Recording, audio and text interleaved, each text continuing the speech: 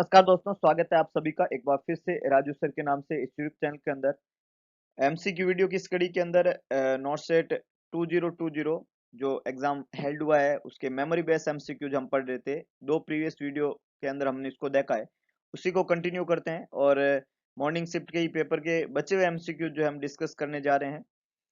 तो वीडियो को पूरा देखें और क्या क्वेश्चन आए थे और क्या आंसर होने चाहिए थे वो अपने कंसेप्ट यहाँ पे क्लियर करें।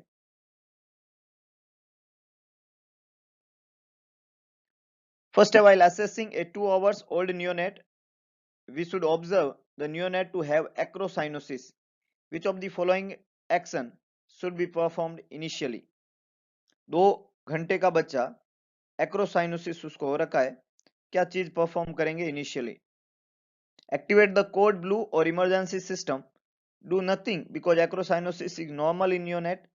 Immediate take the newborn's temperature according to the hospital policy and notify the physician for the need for a cardiac consultant. तो देखिएगा, एक्रोसाइनोसिस का मतलब होता है ब्लू पेरिफ्री, है ना। जिन बच्चे का सेंट्रल एरिया जो है वो पिंक होता है और पेरिफ्री पाम और सोल जो है वो ब्लू होते हैं, उसको एक्रोसाइनोसिस बोला जाता है। तो एक्रोसाइनोसिस का मतलब होता है bluish discolouration in the palm and sole. बच्चे का उम्र है 2 घंटे और अगर किसी 2 घंटे के बच्चे में एक्रोसाइनोसिस होता है तो उसका रीजन होता है हाइपोथर्मिया। उसका रीजन होता है बच्चे का किस में चला जाना, टेम्परेचर कम होने में चले जाना, हाइपोथर्मिया में। ये वेल टू नोन बात है, ये उसका कारण है। अब यहाँ पे पहला ऑप्शन लिखा हुआ है एक्टिवेट करो कोड ब्लू। तो कोड ब्लू तब एक्टिवेट करते हैं जब मरीज कार्डियक अरेस्ट होता है। जब मरीज कार्डियक अरेस्ट होता है, ये बच्चा कार्डियक अरेस्ट नहीं है, इसमें तो हाइपोथर्मिया हुआ है और उसकी वजह से इस मरीज जो है उसमें एक्रोसाइनोसिस हुआ है। तो ये तो गलत जवाब हो गया। और लास्ट ऑप्शन में लिखा है notify the physician for cardiac consult. तो हम तो कह रहे हैं कार्डियक की बीमारी है नहीं, एक्रोसाइनोसिस जो हुआ है उसके होने का रीजन जो है वो हाइपोथर्मिया है, तो कार्डियक प्रॉब्लम तो है नहीं। तो ए और डी तो यहाँ पे गलत जवाब हो गए। अब बी और सी दो ऑप्शन है। सी में लिखा हुआ है कि immediately take the newborn's temperature. Temperature हम तब लेते हैं जब हमें लगता है कि मरीज को फीवर है या इस तरह का कोई प्रॉब्लम है, या हम डाउटफुल में रहते हैं कि है या नहीं है कोई चीज। लेकिन यहाँ तो कंफर्म है कि हाइपोथर्मिया हो रहा है, इसीलिए एक्रोसाइनोसिस हो रही है। तो टेम्परेचर हॉस्पिटल पॉलिसी के अकॉर्डिंग लेने की बिल्कुल भी जरूरत नहीं है, मतलब ये यहाँ पे करेक्ट आंसर नहीं है। यहाँ हमें क्या करना है, एक्रोसाइनोसिस हो रहा है तो हाइपोथर्मिया को प्रिवेंट करना है, जो नॉर्मली हर बच्चे के अंदर हम करते हैं। जो नॉर्मल इंटरवेंशन होता है, उसको ड्राई करो, उसको कवर करो, हेड को कवर करो, तो हर बच्चे में किया जाता है। तो उसी तरीके से यहाँ भी आपको कुछ नहीं करना है, इस बच्चे में एक्रोसाइनोसिस को नॉर्मल काउंट करना है और जो भी नॉर्मल इंटरवेंशन होता है हाइपोथर्मिया के, वो काम में यहाँ पे लेने हैं। तो करेक्ट आंसर बनेगा B, do nothing because acrocyanosis is normal in neonate. The normal heart rate of the infant में range between, heart rate normal कितनी होती है इन्फेंट का, 100 to 180, 130 to 170, 120 to 160 और 100 to 130। So the normal heart rate for a infant is 120 to 160 beat per minute, है ना। ये normal heart rate रहती है किसी भी बच्चे का 120 to 160 बीट पर मिनट, है ना। एज यहाँ पे दिया हुआ है, 1 साल से छोटे बच्चे को इन्फेंट बोला जाता है। इसके बाद में हार्ट रेट में वेरिएशन आता है इन्फेंट एज के बाद में, और वो कम होती जाती है और एडल्ट की 72 to 78 रह जाती है। लेकिन एक न्यू बॉर्न बेबी जो एट बर्थ और उस बच्चे के अंदर इनिशियली हार्ट रेट जो है वो 120 to 160 तक परसिस्ट करती है, एवरेज 140 होती है, और 180 से ज्यादा को टेकी और 100 से कम को ब्रेडिकार्डिया के नाम से हम जानते हैं। Postpartum, nurse is providing instruction to the mother of a newborn, the infant with hyperbilirubinemia, who is being breastfed. The nurse provide which most appropriate instruction to the mother? Bilirubin ज्यादा होने वाली बीमारी है हाइपरबिलिरुबिनीमिया, और उसकी वजह से आगे जाके जॉन्डिस हो सकता है। तो पोस्टपार्टम जो है मदर है उसको इंस्ट्रक्शन दिया जा रहा है और वो ब्रेस्ट फीडिंग के ऊपर है। तो क्या अप्रोप्रिएट इंस्ट्रक्शन वहां पे काम में लेंगे हाइपर बिलिरुबिनीमिया वाले बच्चे के अंदर? ऑप्शन है उसको बोतल फीड के ऊपर डाल देंगे 2 सप्ताह के लिए कि भाई ब्रेस्ट फीडिंग बंद कर दो, बोतल फीडिंग कराओ क्योंकि उसको हाइपर बिलिरुबिनीमिया है। स्टॉप कर देंगे ब्रेस्ट फीडिंग को और उसको बोतल फीड पे डालेंगे। फीड करेंगे न्यू बॉर्न को कम कम थोड़ा थोड़ा पिलाएंगे और कंटिन्यू कराएंगे breast feed every 2 to 4 hours. तो देखिएगा अगर कोई बच्चे को ब्रेस्ट फीडिंग के ऊपर है और हाइपर बिलिरुबिनिया हो गया है तो हाइपर बिलिरुबिनिया को ट्रीट ही ब्रेस्ट फीडिंग के द्वारा ही किया जाएगा, है ना। उसको अगर अच्छे से हाइड्रेटेड रखेंगे, लगातार जो है ब्रेस्ट फीडिंग कराएंगे, तो उसका बिलिरुबिन का लेवल कम हो जाएगा। तो उसको बोतल फीडिंग पे नहीं लेना है, ब्रेस्ट फीडिंग को बंद नहीं कराना है, और लेस फ्रिक्वेंटली फीड नहीं कराना है, मोर फ्रिक्वेंटली फीड कराना है, बार बार पिलाना है, थोड़ा थोड़ा पिलाना है, जिससे उसके बिलिरुबिन का बॉडी से एक्सक्रीशन हो जाए। सो द करेक्ट आंसर है we have to continue the breastfeeding for every 2 to 4 hours. 2 से 4 घंटे में हमें उसको ब्रेस्ट फीड कराना है, मोर फ्रिक्वेंटली ब्रेस्ट फीडिंग कराना है। और ब्रेस्ट फीडिंग ही एक तरीका है जिससे बिलिरुबिन का लेवल कम किया जा सकता है। 38 year female smoking 1 cigarette packet per day, what is the Contra indication? है ना, 38 ईयर फीमेल लेडी है और स्मोकिंग कर रही है, 1 सिगरेट पैकेट जो है वो पर डे लेती है, क्या कॉन्ट्रा इंडिकेशन रहेगा उसमें? ओसीपी, आईयूडी, सर्वाइकल कैप और डायफ्राम। तो जो भी लेडी एडवांस एज है और सिगरेट स्मोकिंग का वहां पे हिस्ट्री है, उसके अंदर थ्रोम्बस बनने की बीमारियां होने की संभावनाएं ज्यादा है। थ्रोम्बस वाली बीमारियों के अंदर कॉमनली उसको डीप वेन थ्रोम्बोसिस हो सकता है, उसको मायोकार्डियल इन्फेक्शन हो सकता है, उसको सेरिब्रल वेस्कुलर एक्सीडेंट हो सकता है जिसको ब्रेन स्ट्रोक कहते हैं। तो ऐसी थ्रोम्बस बनने वाली बीमारी उसको होने की पूरी संभावना है। और इस लेडी को जिसको ऑलरेडी थ्रोम्बस बनने की संभावना है, उसको हार्मोन देने पे ये संभावनाएं और बढ़ जाती है। तो इस लेडी के अंदर कॉन्ट्रा इंडिकेटेड रहेगा ओरल कॉन्ट्रासेप्टिव पिल। और जो सिगरेट स्मोकिंग वाली लेडी है, उसमें ओरल कॉन्ट्रासेप्टिव पिल का जो इफेक्ट है उसको भी ये कम कर देता है सिगरेट, और उसकी वजह से ये उसका जो स्टेरिलिटी है वो मेंटेन नहीं रह पाती है। तो ये मेथड जो है वो फ्लॉप टाइप का रहता है। सो हम ओसीपी नहीं देके उसको आईयूडी और सर्वाइकल कैप और डायफ्राम एज ए मेथड काम में ले सकते हैं टू प्रिवेंट जो है कंसेप्शन, लेकिन बाकी ओसीपी वहां पे काम में नहीं लिया जा सकता। तो ए यहाँ पे कॉन्ट्रा इंडिकेटेड रहेगा। ओपन अल्सर है और ग्रेनुलेशन फॉर्मेशन हुआ है किसी इंडिविजुअल के अंदर, तो ये जो ओपन अल्सर वुंड और ग्रेनुलेशन फॉर्मेशन हुआ है, इसका क्या मैनेजमेंट रहेगा? है ना, क्वेश्चन कुछ इस तरीके का था और उसमें पूछा गया था कि जब तक फिजिशियन की अप्रोच नहीं हो जाती तब तक क्या मैनेजमेंट रहेगा ओपन वुंड का जिसमें ग्रेनुलेशन टिश्यू बन चुके हैं? स्टेराइल पेट्रोलियम गोज वहां पे यूज करेंगे, पोविडोन आयोडाइड काम में लेंगे, स्टेराइल ड्राई ड्रेसिंग काम में लेंगे, wet normal saline slide dressing काम में लेंगे। तो अगर इस तरीके का वुंड और ग्रेनुलेशन फॉर्मेशन है और इनिशियली अभी तक वुंड जो है उसको हमने वहां पे स्टिच या ऐसा कुछ नहीं किया है, तो जब तक जो है फिजिशियन की अप्रोच नहीं होती है तब तक हमें उसको wet normal saline slide dressing gauze से कवर करके रखना होता है ना। पूछा हुआ सवाल था और ये इसका जवाब था कि we have to cover the wound with wet normal saline slide dressing. ये इसका करेक्ट आंसर बनेगा, तो D is the correct one. All of the following are component of sign in, है ना। सर्जिकल सेफ्टी चेकलिस्ट के अंदर sign in, time out और जो है साइन आउट, ये 3 कंपोनेंट होते हैं। तो साइन इन के कंपोनेंट के अंदर क्या क्या चीजें होगी एक को छोड़ के? ना 4 चीजें दी हुई है, 3 तो होगी पर एक साइन इन के अंदर नहीं होती है, तो कौन सी नहीं होती है? पहला है पेशेंट की आइडेंटिटी चेक करते हैं, उसका नाम वाम चेक करते हैं, तो ये साइन इन के अंदर होती है। हम पेशेंट की आइडेंटिटी साइन इन में चेक करते हैं। एंटीबायोटिक देंगे हम 60 मिनट प्रायर, तो ये साइन इन के अंदर नहीं होती है, ये टाइम आउट के अंदर होता है। एंटीबायोटिक हम कब देते हैं? टाइम आउट के अंदर, है ना। Pre anaesthetic checkup safety done, ये भी साइन इन में होता है ना। ओटी में मरीज के एंटर होने से पहले, है ना, एनेस्थीसिया इंड्यूस कराने से पहले जो इस तरीके से चेकअप्स होते हैं सर्जिकल सेफ्टी चेकलिस्ट में, तो ये साइन इन के अंदर आइडेंटिटी नेम और प्री एनेस्थेटिक चेकअप, ये दोनों ही चीजें होती है। और लास्ट है रिस्क फॉर ब्लीडिंग असेसमेंट, ये भी साइन इन में होता है। मतलब ए सी और डी जो 3 जवाब है, ये तीनों ही साइन इन के कंपोनेंट है, लेकिन एंटीबायोटिक जो होता है वो टाइम आउट में दिया जाता है।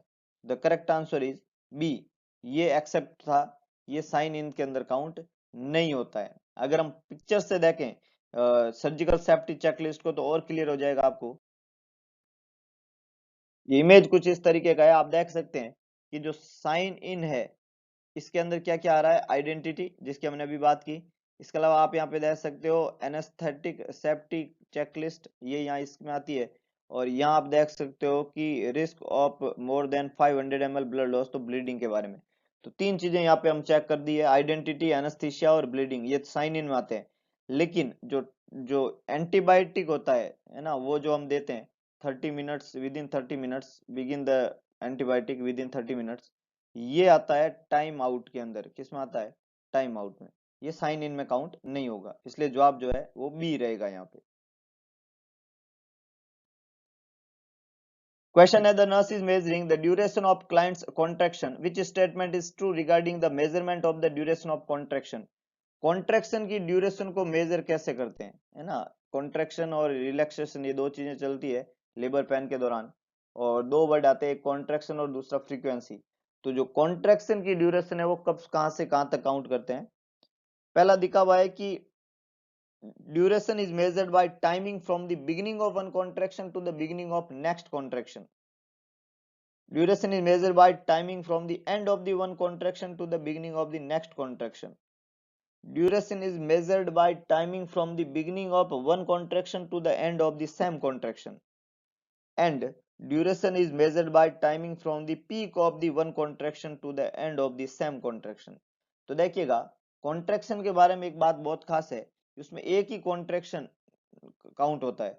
तो फर्स्ट ऑप्शन में लिखा हुआ है one contraction to the beginning of next contraction, तो नेक्स्ट आते ही ये गलत है ना? नेक्स्ट कॉन्ट्रैक्शन का जिक्र इसमें नहीं होना चाहिए, क्योंकि ये पर्सनल बात है कॉन्ट्रैक्शन की, कि वो एक ही कॉन्ट्रैक्शन के शुरुआत से लेके उसी के एंड तक के कॉन्ट्रैक्शन को हम ड्यूरेशन कहते हैं।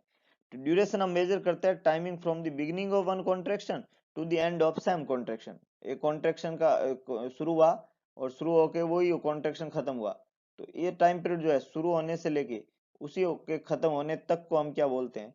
कॉन्ट्रैक्शन बोलते हैं। ये टाइम पीरियड कॉन्ट्रैक्शन कहलाता है। तो ड्यूरेशन हम कैसे मेजर करते हैं? Timing from the beginning of one contraction to the end of same contraction. Last option भी गलत है कि measurement from the timing from the peak of one contraction, इसलिए खोटा है ना? इसलिए करेक्ट आंसर सी बनेगा, timing from the beginning of one contraction to the end of the same contraction. Same word यहाँ इंपॉर्टेंट है और beginning of one contraction important. Complication क्या होगा कैथेटर का? जिस बच्चे में हम स्किन को रिट्रैक्ट, फॉर स्किन को बैक की तरफ रिट्रैक्ट नहीं कर पा रहे हैं कैथेटर लगाने के बाद में, अगर ऐसा होता है तो इसको पैराफाइमोसिस के नाम से हम जानते हैं, है ना? फॉर स्किन जो होती है उसको अगर आप एक बार रिट्रैक्ट करते हैं और वापस अपनी ओरिजिनल पोजीशन में नहीं आती है तो कंडीशन पैराफाइमोसिस कहलाती है, और उसके लिए हमें सर्जिकल करेक्शन करना पड़ता है ना? यूरेथ्रोप्लास्टी सर्जरी का नाम होता है, सरकमसीजन सॉरी करते हैं इनिशियली तो बच्चों में, तो ये सारी चीजें वहां पे रहती है। तो पैराफाइमोसिस करेक्ट आंसर यहाँ पे। हिमोलाइसिस का कारण पूछा गया था और जवाब था G6PD deficiency is the cause of haemolysis, G6PD deficiency.